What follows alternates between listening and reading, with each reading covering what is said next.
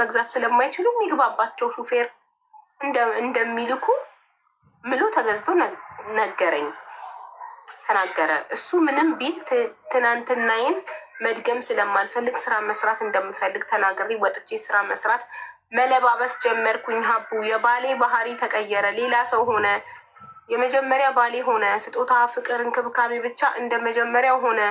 አሁን እንድታማክሩኝ የፈለግኩት 3ኛ ልጄን ከወለድኩኝ 5 ዓመት ሆኖኛል። ውለጂ፣ ወንድ ልጅ እፈልጋለሁ እያለ ይጨቀጭቀኛል።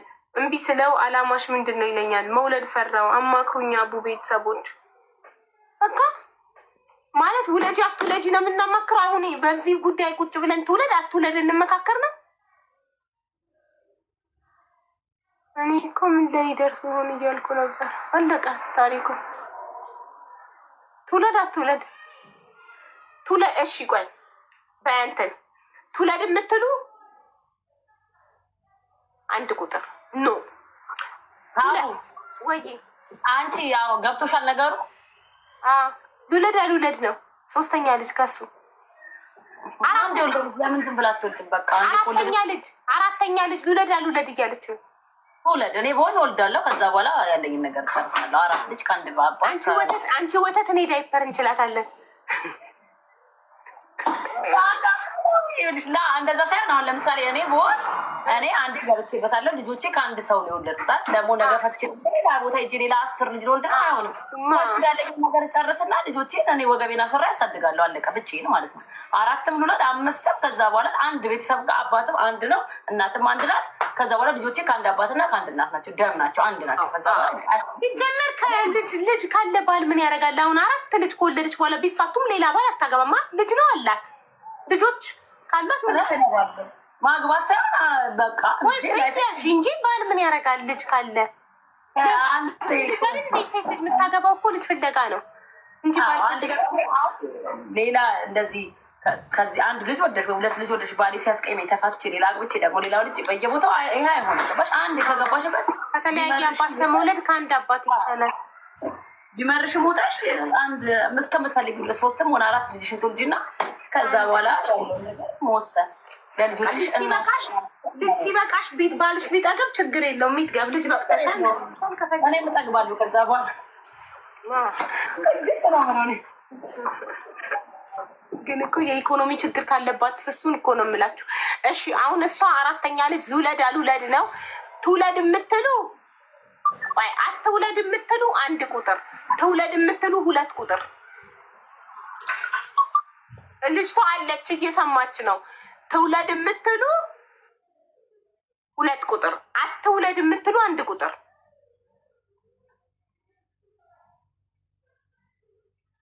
ትውለድ ነው ህዝቤ እንዳለ ይኸው አንዴ ጀምሯል። ኢኮኖሚ የሚረዷት ይመስል ዳይፐር ነው ወተት የሚገዙላት ይመስል ትውለድ ነው። ልጅ የራሱን ነገር ይዞ ይመጣል። እኔ እንደዛ ነው ማምነው። ወላ አንዴ ጀምሯል። የኔ ልጆች ሲወለዱ እጃቸው እንዲጨብጠው መጥተው ፍልቅቅ አድርጌ ስከፍት ባዶ ልጅ እያንዳንዱ ርዝቁን ይዞ የሚመጣው ሲባል ምን ውጭ ወርቅ ጨብጠውን የመጡት ብዬ ሁለቱም ሲወጡ እንዲፈልቅቅ ያይታቻለ ባዶ። ደግሞ የሆነ ነገር እንደያዘ ሰው ጥብጥ አድርገው ነው የሚመጡት። ሲመጡ እጃቸውን ሲፈታ ባዶ። ያንቺ ራሱ መጥቷል። እኔን ራሱ መቀየሩ አንድ ትልቅ ሲሳይ ነው። እኔን እናት አድርጎኛል። ወላሂ እኔ ብዙ ነገር ቀይሮልኛል። ልጄ በእሱ ከመጣ በኋላ እኔ እንጃ ምንም ነገር ምን ቃል የለኝ ምን ብዬ እንደማወራ ራሱ ወላሂ ታባተባለሁ። ልጅ የራሱን እድል ይዞ ይመጣል። እንግዲህ ሰምተሻል ቤተሰብ።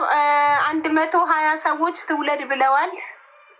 ይኸው ገና አላቆሙም። በቃ ተስማምታለች ልትወልድ። ዛሬ ማታ ትጀምራለች ስራውን። ሌላ የሚደገመልን ሌላም ታሪክ አለን። የእሷ ቀላል ነው። ሌላው ግን እንዲህ ማለት በጣም አከራካሪ ሀሳብ የሚልኩ ሰዎች አሉ። ገባሽ? በነዛ አብዛኛው ደግሞ ቮይስ ነው። በቃ ቮይስም ቢሆን ፈቃደኛ ከሆኑ ቮይሳቸውን ክፈችው። ፈቃደኛ ካልሆኑ ማን ላኩ አላቸው። ሲልኩ ሁሌ በጽሁፍ ክፈችው ብላችሁ ጻፉ ብያቸዋለሁ።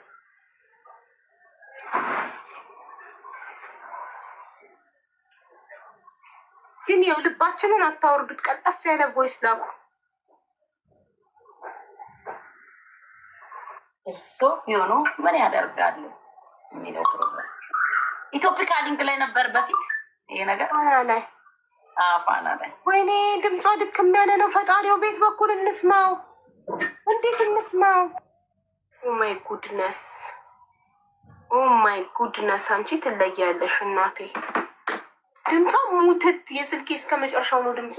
ያው የእንችንማ በአይፓዴ በስፒከር ኮኔክት አድርገን ምናምን ካልሆነ የሚሰማ አይደለም ድምፅሽ። ሙትት ያለ ስምጥ ያለ ነው ድምጿ። እስቲ በአይፓዴ ከተሰማን ሞክረዋለን፣ ካልሆነ እንዘላታለን። ሌላ ጊዜ አስተካክላት ላክ። ገስት ላይ ስትገቡ ድምጻችሁ እንደማይሰማው እዚህ መጥ እንትን ትሉኛላችሁ። ወይ ጉድ! 1 ሰከንድ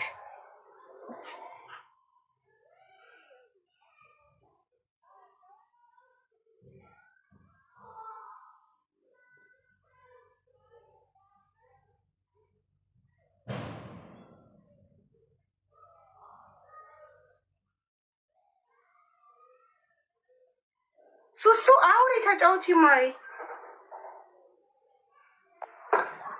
እና እርሶ ቢሆኑ ምን ያደርጋሉ የሚለውን ፕሮግራም እናንተ ብትሆኑ ያኛው እርሶ ቢሆኑ ነው። እሱን ኮርጀን አይደለም እኛ የራሳችንን እናንተ ብትሆኑ የእነሱ እርሶ ቢሆኑ ምን ያደርጋሉ ነው። የእኛ ደግሞ እናንተ ብትሆኑ ምን ታደርጋላችሁ? አንቺ ብትሆኝ ምን ታደርጋለሽ? አንተ ብትሆን ምን ታደርጋለህ? ያው ነው አንድ ነው። እኔ እነሱ በጣም ግን ተመችቶኛል። አቡ ደስ ይላል። እኔ ተመችቶኛል ወላሂ። ገና ታሪክ ይመጣልሻል፣ የሚያስለቅስ ይመጣልሻል። እንዴ ነፍን የተላከልኝ በኢንስታግራም በቴሌግራም ገና ወረፋውን ራሱን እንጃ እንዴት ነው የሚደርሱበት። አሁንም መላክ የምትፈልጉ ቴሌግራም ሊንኩ ባዮ ላይ አለ። እኔ ራሱ በፌክ አካውንት መጥቼ እጽፍልሻለሁ። እሺ የእኔ ፍቅር፣ አንቺ ግን እኔ ምን አታውቂውም። በምን አውቃለሁ? አላውቅም። በጽሁፍ አስቀምጡ። ማንነታችሁ ማወቅ አልችልም። በጽሁፍ አስቀምጡ። በአቅም ምንም አይመለከተኝም። ምን ያለዋል? እኔ እዚህ መጥቼ ከዛ በኋላ ቁጭ ብዬ የራሴን ታሪክ እንደሌላ ሰው ታሪክ ቁጭ ብዬ ስሰማ አልታየሽ?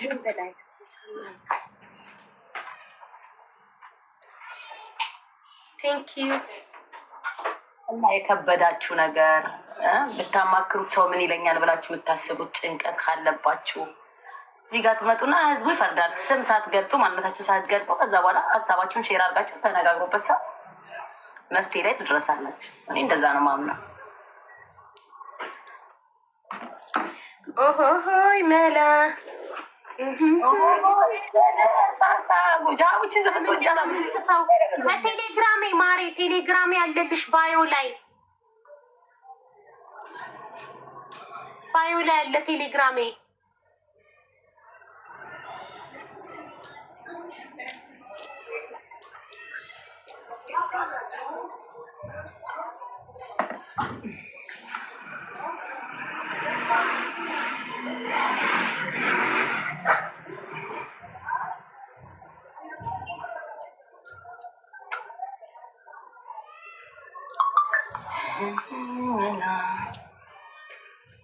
ኦሆሆይ መላ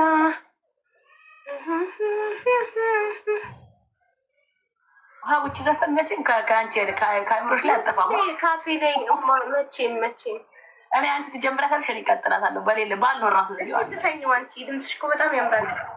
አረ ከአስቱ ጋር ጭራሽ ይወርዱብኛል። እኔ አይሄድም የኔ ድምፅ ከአስቴር ጋር። እንደውም ያንቺ ድምፅ ይሄዳል ከአስቴር ጋር ቀጭን ስለሆነ። ስሞኪ ነው ድምፅሽ አንቺ። አዎ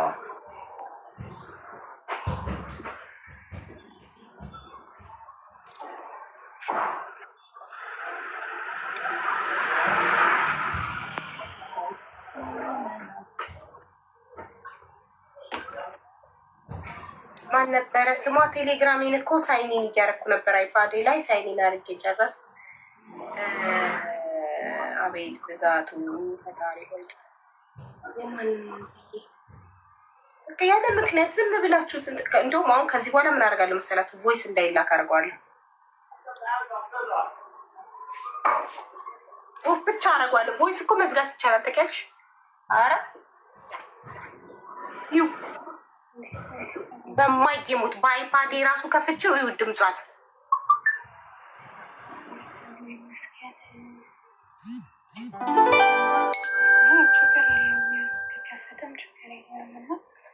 ምንድን ነው ተደብቃል መሰለኝ የምታወራው።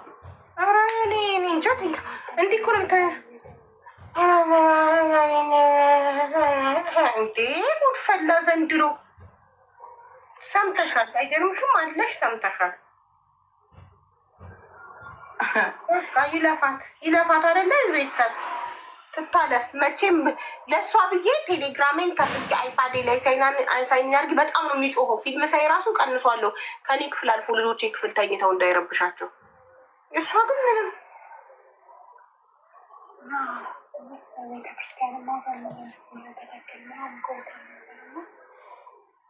ይሄ በብሉቱዝ ራሱ ቢሆን አይሰማም። እኔ አይሰማኝም አይደለም እናንተ። እኔ እዚህ ጋር ይኸው አይፓዱን ይዤ አይሰማኝም። አቡ ወይ በቃ ይመለሳሉ። እኔ በኋላ እርዳታ አለ። አዎ አለ። ከ30 ደቂቃ በኋላ እርዳታ እንጀምራለን ለተፈናቀሉት ለአፋር። አንተ ኦልሬዲ የድርሻክን 100 ኩንታል ፉርኖ ዱቄት እና 100 ሊትር ዘይት ሰጥተሃል። አዎ ያንንም ያው አትን ታስፈሽም ክልቦች ብቅ ይላል መሰለኝ። እሱ ነበር ሪኩዌስቱን ያመጠን፣ በሱ በኩል ነው ሚሴጁ የመጠና። አዎ እኛ በሳክሴስ ፕላስ ድርጅት ስም 100 ኩንታል ፉርኖ ዱቄት እና 100 ሊትር ዘይት ሰጥተናል። ሆነም ሌሎቹንም ለማስተባበር ሞራልም ለመስጠት ይመጣሉ ይገኛሉ። በኋላ በጣም እናመሰግናለን ሰክሰስ ስለምታደርገው በጎ ስራዎች በሙሉ እናመሰግናለን። እውነት ቴንኪው ሶስዬ፣ ቴንኪው። ግዴታችን ነው የሁላችንም መልካም ነገር ሁላችንም መተግበር ያለንብን ግዴታችን ነው። ይኸው ሳይወጣ ያሹ ፀሐይ ሳይወጣ ያሹ ሰክሰስን ፎሎ አድርጊው። ሰክሰስን ፎሎ አድርጊና ባዩ ላይ ባሉት ቁጥሮች ቁረጡ። ይቆጫቸዋል በኋላ። ያው ትንሽ ቀን ነው የቀረው። ትኬቱ ሊወጣ ቀናት ብቻ ነው የቀረው። እሺ ወደ ሌላ ሰው እንሄዳለን።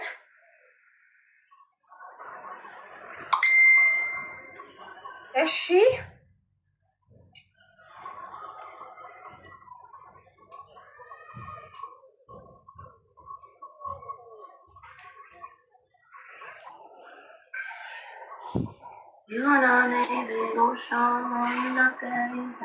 በጣም አሳቀች። እሺ ሀቡ ታሪክ አለኝ ያስጨነቀኝ። አዳምጡ። ሱሱ ፕሊስ ሚውት አድርጊ። ልከፍት ነው። እሺ ልጀምር ቤተሰብ። ኦኬ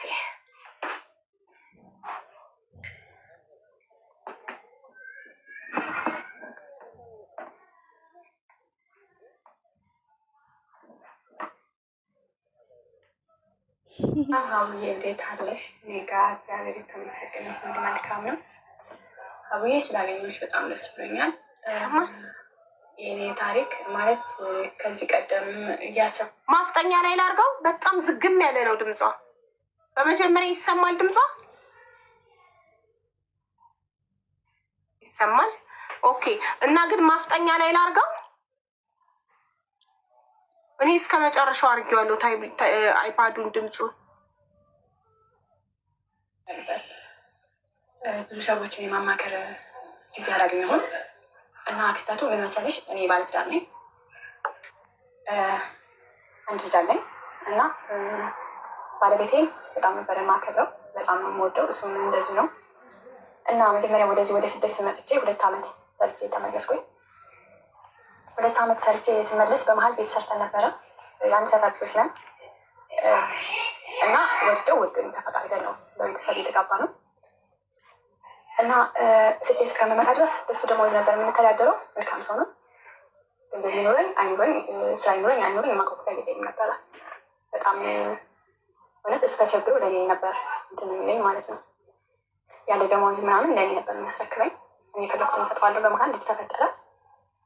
ልጅ ሲፈጠር ያው ኑሮ ሲከብድ በአንድ ሰው ደሞዝ ወደ ስደት መጣሁኝ። ወደ ስደት መጥቼ ቤት ሰራን፣ አንዳንድ ሀብቶችን አተረፍና ተመልሼ ገባሁ።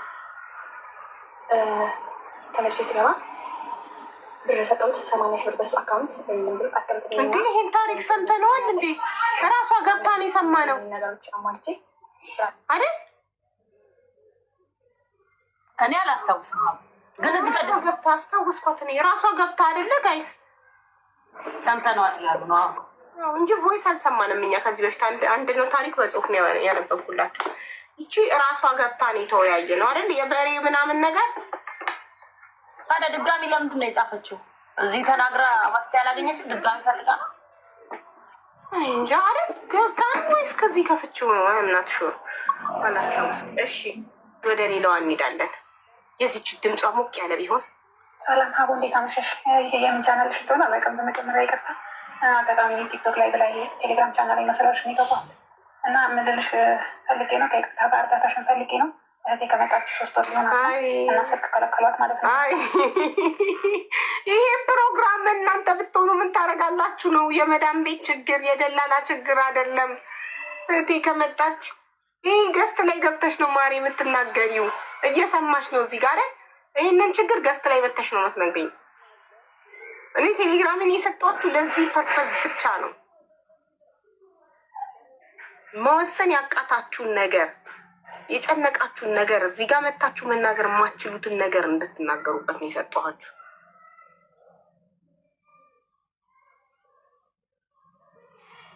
አሁን እዚህ ጋር አንዷ ልጅ ወይም አንዱ ወንድም ሊሆን ይችላል ደጁ ነው የሚለው ሀቡዬ ሰላም ላንቺ ይሁን፣ ታጋሽ ነኝ፣ በጣም ምክርሽን ፈለግኩ ጊዜ ካገኘሽ። ታዲያ በምን ጉዳይ ልምከር ወንድሜ? ዝም ብዬ ምን ብዬ ልምከር? ምንም ሳጽፍ ምክርሽን ፈልጋለሁ። ከዛ ስንካ ምክር ልበል ዝም ብዬ? የመጀመሪያ እኮ ችግሩን መንገድ መጻፍ አለብህ አብረክ። ደግሞ ለምክር ሳይሆን እናንተ ብትሆኑ ምን ታደርጋላችሁ? እናንተ ለመወሰን ይከብዳችሁ። ኦኬ ቀጣይ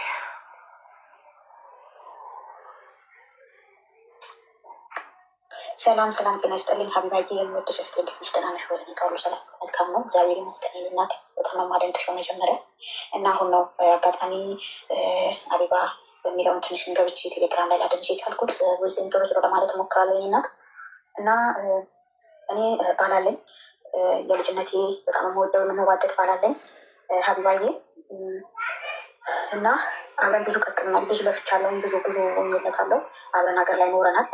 የእሷ ግን ማፍጠኛ ያስፈልገው። ልጅቷ ኦልሬዲ ቀልጣፋ ናት። እኔና እሱ ከተጋባን ቀን ጀምሮ 1 አመት ኖርን በትዳር ተጋብተን ሁሉ ነገር ጨርሰን 1 አመት ኖርን። ከ1 አመት በኋላ ኦልሬዲ እሱ ምንም ሳንጠቀም ልጅ አልተፈጠረም ነበር። አጋጣሚ እኔ ማመመኝ፣ በቃ ይሄን ነገር እስቲ ልሂድ ሄጄ መለወጥ አለብን ልጅ እስካልመጣ ድረስ ቢያንስ ትንሽ ሰርቼ እመጣለሁ ብዬ ወደ አረብ ተሰደድኩኝ። ሰድጄ 2 አመት ሰራው። በጣም ነው የሚወደኝ፣ በጣም ነው የሚወደው እና በ2 አመት ውስጥ ምንም አንድ ቀን ተጣልተን አስከፍቼውም አላውቅም። ኦልሬዲ እሱ እንዳለኝ ነበረ የምሆነው። በጣም ስለማፈቅረው የልጅነቴ ባሌ ነው እና 2 አመት ስኖር ሀቢባዬ ጌታ በሚያውቀው እግዚአብሔር በሚያውቀው የ2 አመት ብር ልኬለት ይህንን እሰራለሁ ይህንን አደርጋለሁ እያለኝ ቦታ ምንም በቃ እያልኩኝ ከቤተሰቡም ላወራ ብዙም እንትን አይደለም አላወራውም እና አምኜ 2 አመት ሰራው እንደምንም እየታመንኩም። ከዛ በኋላ 2 አመት ሰርቼ እሱ ምንም ያደረገልኝ ነገር የለም እና አጋጣሚ ሰዎቹ ጥሩ አልነበሩ። በቃ አገር ገብቼ ማየት አለብኝ ብዬ አገር ገባሁ። ስገባ የሚኖረው ከእናቱ ነው። ተከራይተን የምንኖርበት ቤት ወጥቶ ከእናቱ ተጨምሮ ከእናቱ ነው የሚኖረው። ይህንንም ነገር አልነግረኝም ነበረ። አጋጣሚ ድንገት ገባሁ እኔ። ሰዎቹ ትኬት ቆርጠውልኝ ጨርሼ ስገባ ምንም ነገር አላደረገም። እሺ ኦኬ፣ እሱንም በጣም ስለምወደው ይቅር ብዬው ምን አደረግ ብዬ ጠየኩት።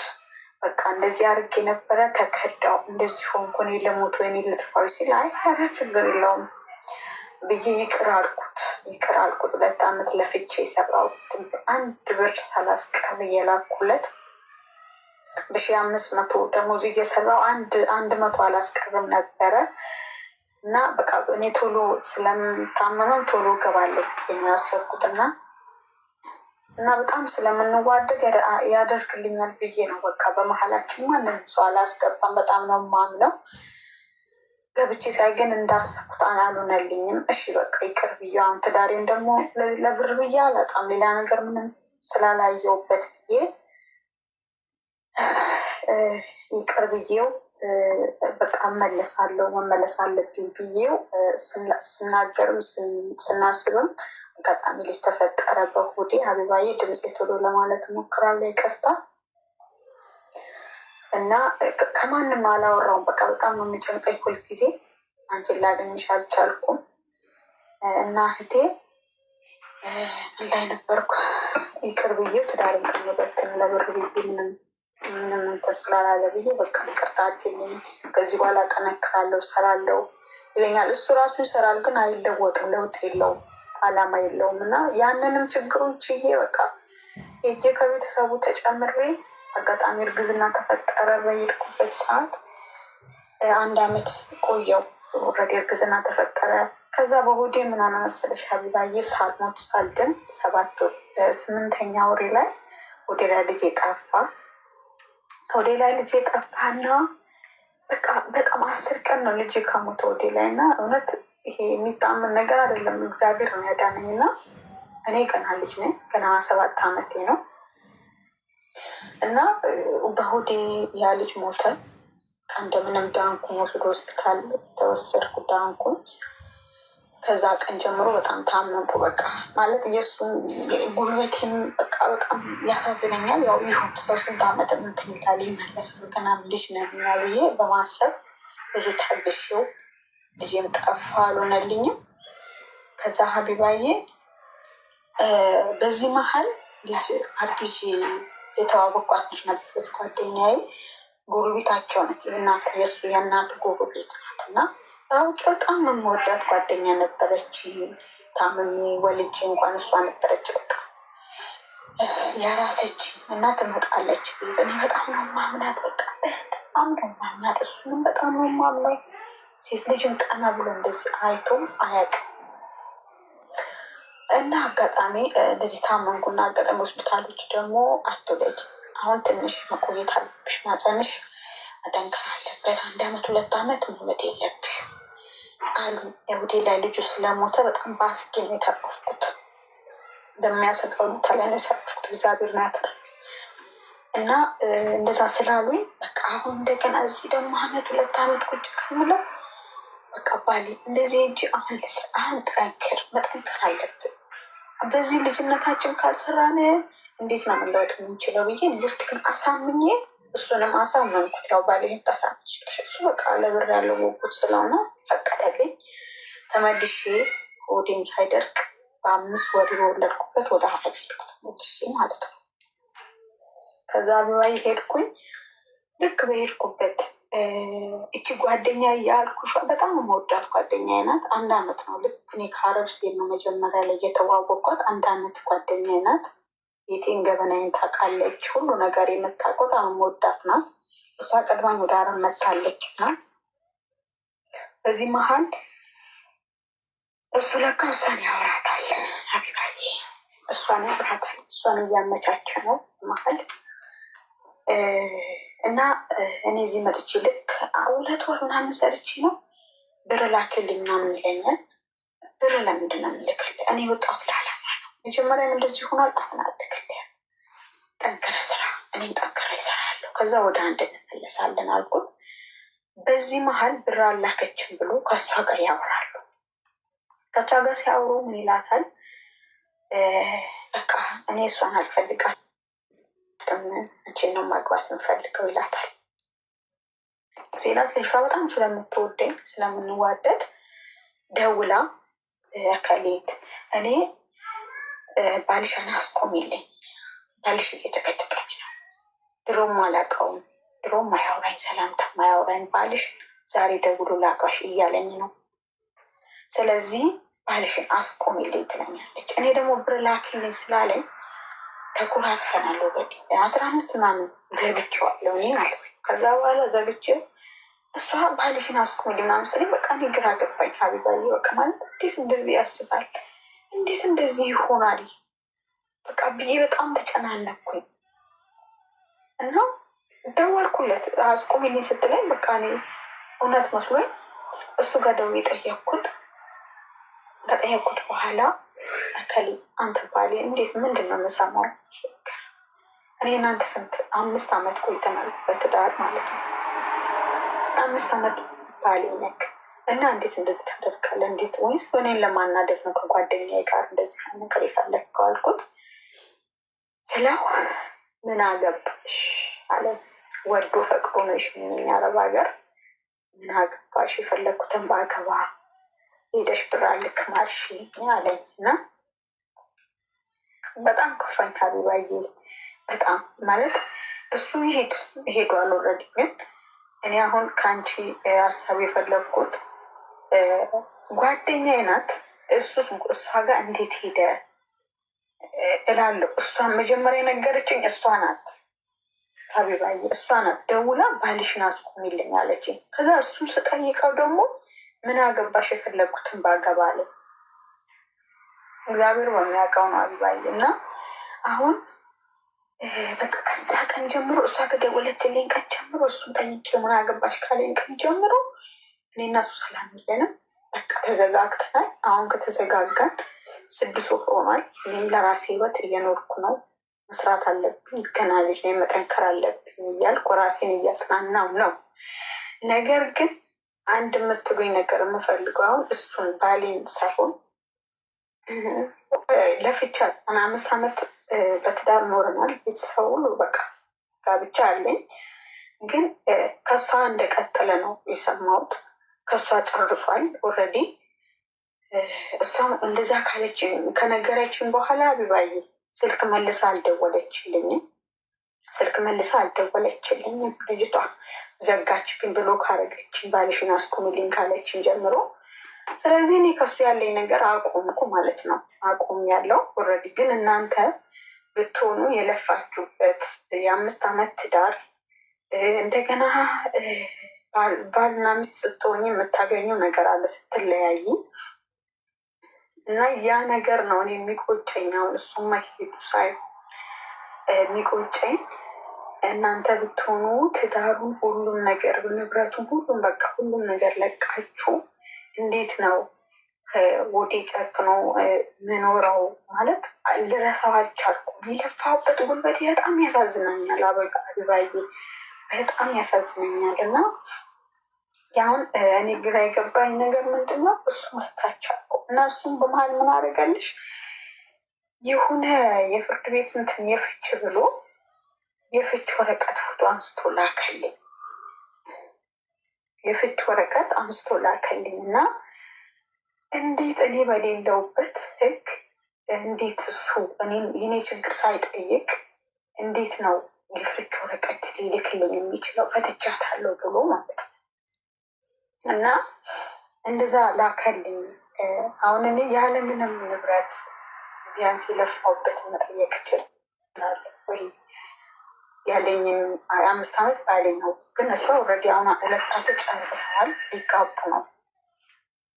እና እሱም መሄዱ አይደለም የሚቆጨኝ ሀቢባዬ፣ የለፋውበት ነው የሚቆጨኝ። የልጅነቴ ነው፣ ከትንሽ እያለው ነው ተግባብተን ተገባን። እና ወንድ ልጅ አይታምንም።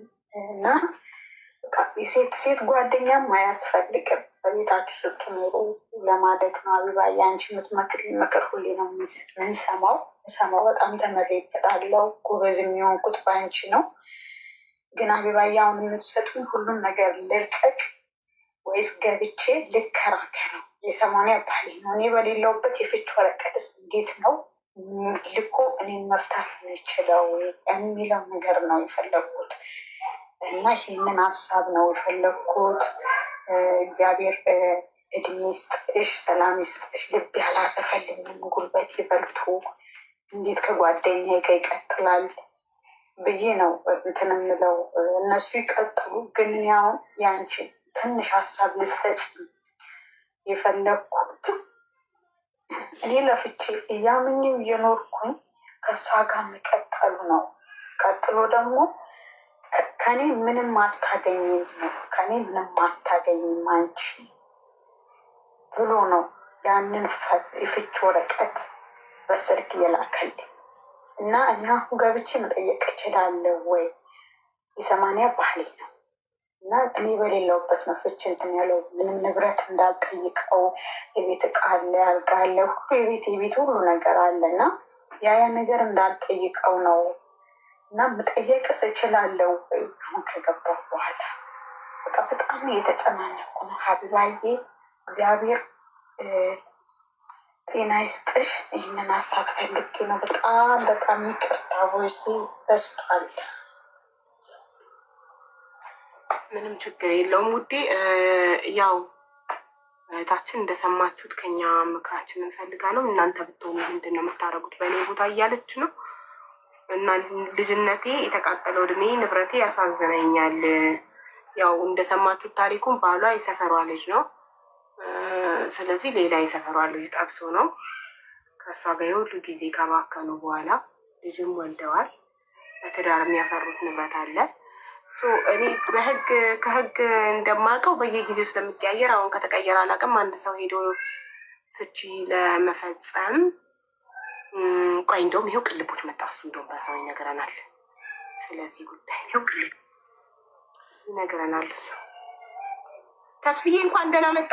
ጥያቄ አለን። እንኳን ደህና ቆያችሁን። ቆየሽን ስላየሁሽ በጣም ደስ ብሎኛል በእውነት።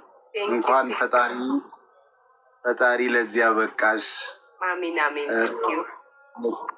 በእውነት ትናንትና ድምፅሽን ሰማሁ። መታመምሽንም ትናንትና ነው የሰማሁት ከአንቺው ድምፅ እና ከዛም በኋላ ላይቭ ገብቼ ነበረ። ልጆቹ ሀቢባ የት ገባች፣ ሀቢባ ምን ሆነች፣ ሀቢባ ምናምን ሲሉ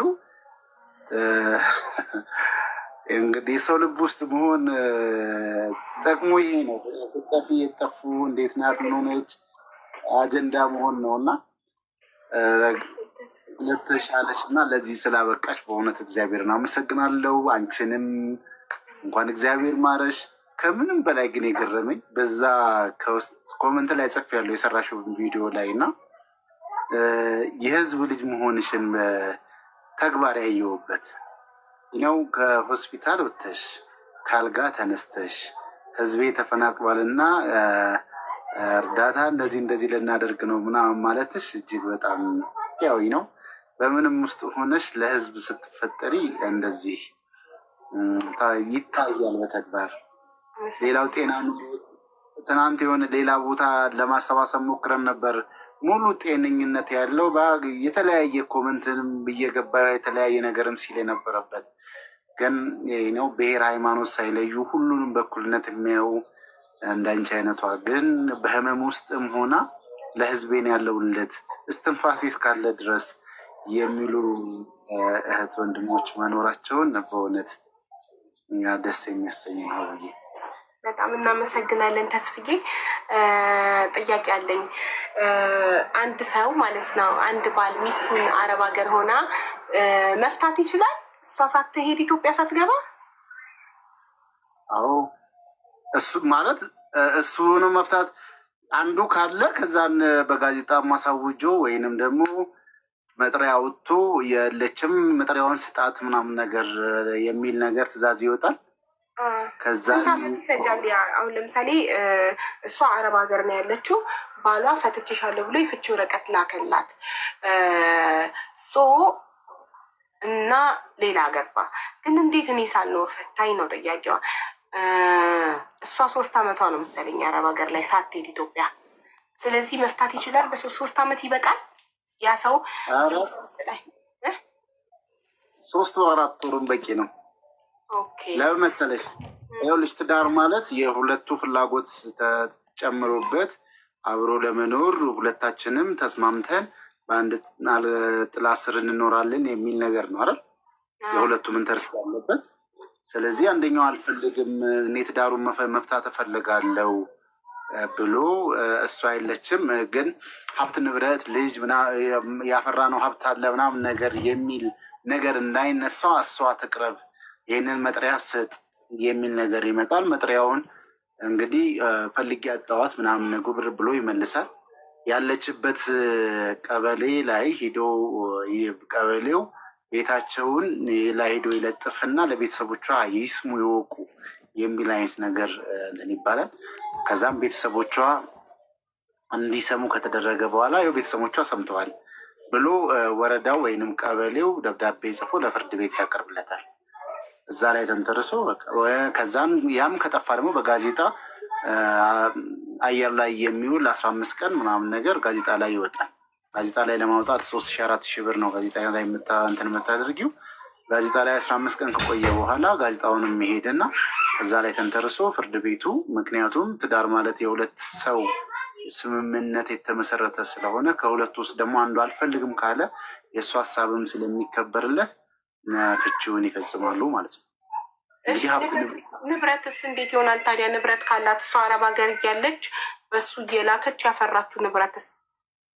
እሱ ነው ይጠየቃል። እዛን ጊዜ እሱ ይጠየቅና ንብረት አፍርታችኋል በጋራ አላችሁ ምናምን ነገር ሲባል የለንም የሚል ነገር እንትን ካለ እሷ ሂዳ እንደዚህ አይነት ነገር እኔ በሌለውበት ይሄ ፍቺ ተፈጽሟል፣ በዚህን ሰዓት ደግሞ ይህንን ንብረቶችን አፍርተናል ብላ መጠየቅ የምትችልበትን ሁኔታ ትፈጥራለች።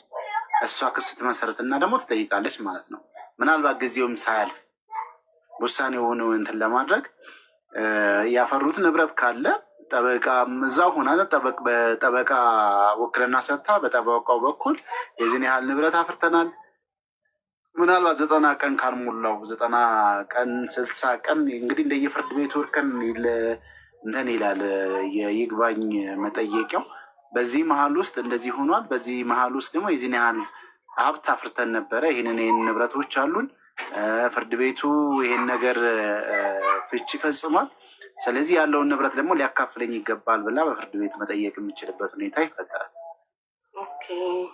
ስለዚህ እሱ አሁን ተፋተው ሌላ አግብቷል። እሷ ከዚህ በኋላ ኢትዮጵያ ስትገባ በገባች ሰዓት መጠየቅ ትችላለች ማለት ነው።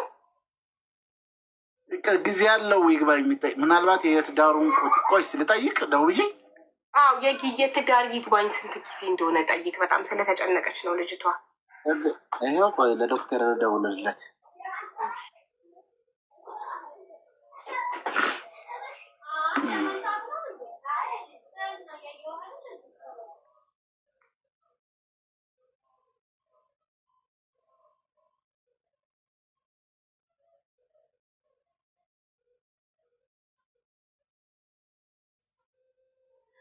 ቤተሰብ እንዴት ናችሁ? ሰላም ነው። እነዚህ አካውንቶች የአፋር የተፈናቀሉት ናቸው እና የኢትዮጵያ ንግድ ባንክ የሚለውን ቁጥሩን ዋርኒንግ ስለሚሰጠን ፊደል ቀላቅሉበት አንዳችሁ ፕሊስ። እና ከዛ አንድ ሰው መጥቶ እዚህ ጋር ኮመንት ላይ ሲያደርገው ሁሉም ሞዴሬተሮች ኮፒ አድርገው ከዛ ሰው ሞዴሬተሮች ይለቃሉ አካውንት ነንበሩን። ቴንክ ዩ።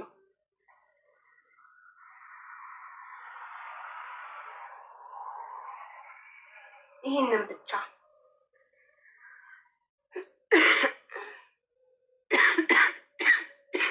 እና ቤተሰብ ምን ታርግ? ዶክተር ይሰማል?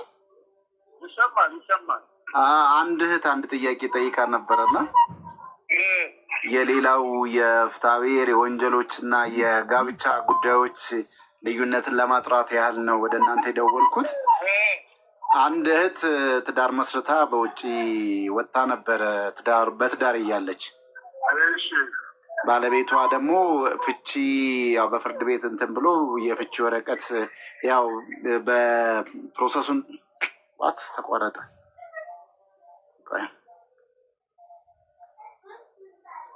እየሰማን ነበር እኮ ተቋረጠብኝ። የሚስል አለው ቆይ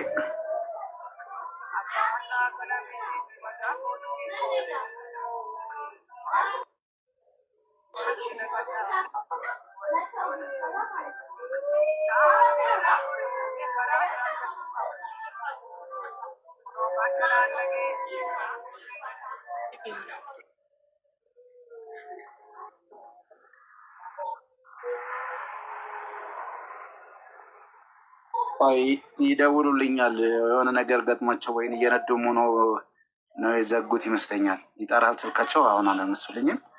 ይደውላሉ፣ ጠይቃቸዋለን። ልጅቷ ግን እየሰማች ነው። አዎ ጋይስ እየሰማች ነው።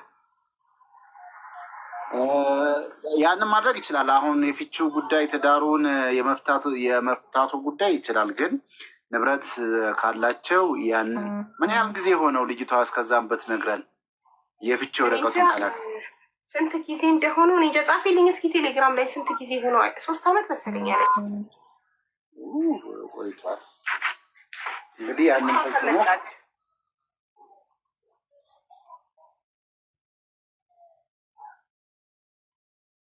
እሷ ወደ አረብ ሀገር ከመጣች ነው ፍቺው ከተፈጸመ አይደል ነው ጋይስ። ምንድን ነው የሆነ ብዥ አላለባችሁ? ስክሪን ይሄ ትክክል ነው? ትክክል አይደለማ? ምንድን ነው ችግሩ? አሁን አሪፍ ነው። 6 ወሩ ነው። 6 ወሩ ነው ገና። እስቲ እንትን እናደርግና እንጠይቃቸዋለን። ይደውላሉ። ምናልባት እየነዱ ሆኖ ይሆናል። 6 ወሩ ነው። አይ 6 ወር ትንሽ ነው። ተመስገን። አይ ቲንክ 2 ዓመት ምናምን ሊሆን ይችላል። ፋይሉን ለማንቀሳቀስ እስኪ ቼክ ያደርግልናል። ክልቦች ታፕታፕ ኮፒ ሊንክ አድርጉ። አሁን እርዳታችንን ልንጀምር ነው።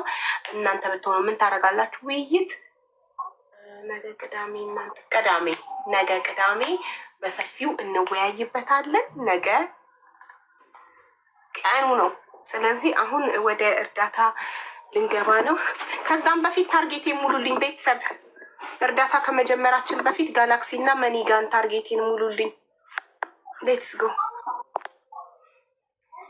የቀደሙ ሊሞላ ትንሽ ሲቀረው ነው ኤክስፓየርድ ያደረገው። ይህንን ሙሉት።